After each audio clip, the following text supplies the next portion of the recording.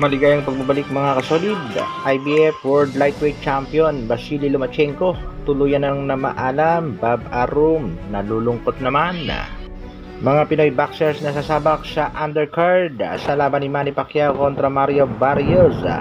Pinangalanan na yan mga kasolid. Latest update sa nag-iisang angas ng Pinas. Yan ang ating mga pag-uusapan. Pero bago yan, pa-like, pa-share at pa-subscribe naman ang ating video. Para sa ating unang balita mga kasolid, World Champion na Teofimo Lopez humingi nga ng dispensa kay kamahalang Turki Al-Alshik dahil sa mga nasabi niyang hindi magagandang salita. To His Excellency Turki Al-Alshik, I take full responsibility for my inappropriate words. I publicly apologize to His Excellency. I will conduct myself with greater respect, humility, and professionalism.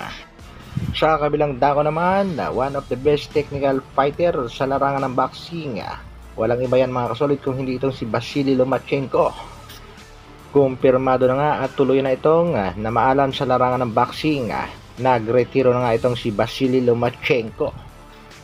Ang huling laban ito ay kontra dito kay George Kambosos Jr. na kung saan dito niya nakuha ang kanyang IBF World Lightweight title.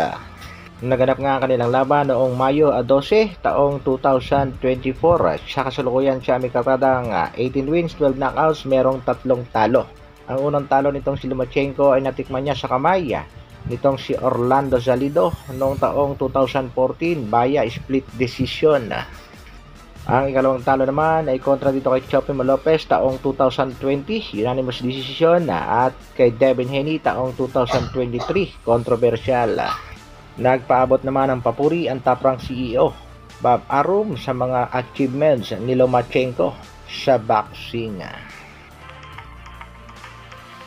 Sa kabilang balita naman mga kasolid, Bob Arum may matinding salitang binitawan patungkol sa laban ng ating pangbatong si Manny Pacquiao.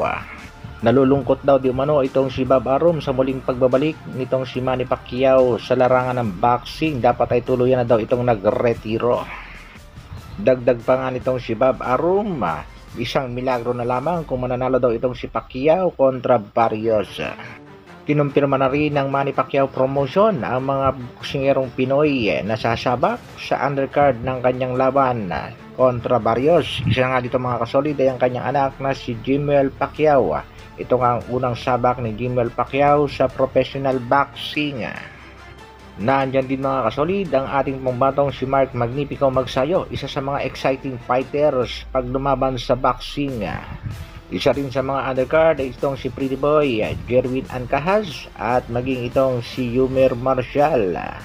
Nasa kasalukuyan ay kasama din ng Team Pacquiao sa pag-iensayo sa bansang Amerika. Abangan natin mga kasolid ang mga Pinoy na sasabak sa laban ni Pacquiao.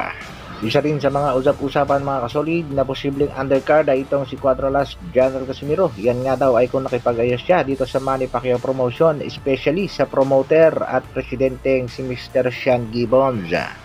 May mga ilang kondisyones lang namang hinihiling ang MP promotion kung sakaling magbabalik sa promotion ang ating pangbatong si Angas ng Pinas.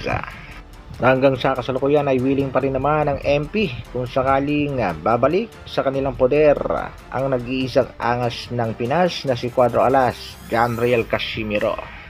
Kaya hintay lang tayo mga kasolid sa mga update sa laban ng ating pambansang kamao at syempre sa mga update sa Team Casimiro kung kailan ba talaga ang kanyang laban at kung sino ang magiging promoter.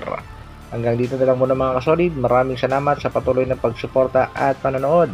Mabuhay, Dr. Alvin Vlogs. Brrrr.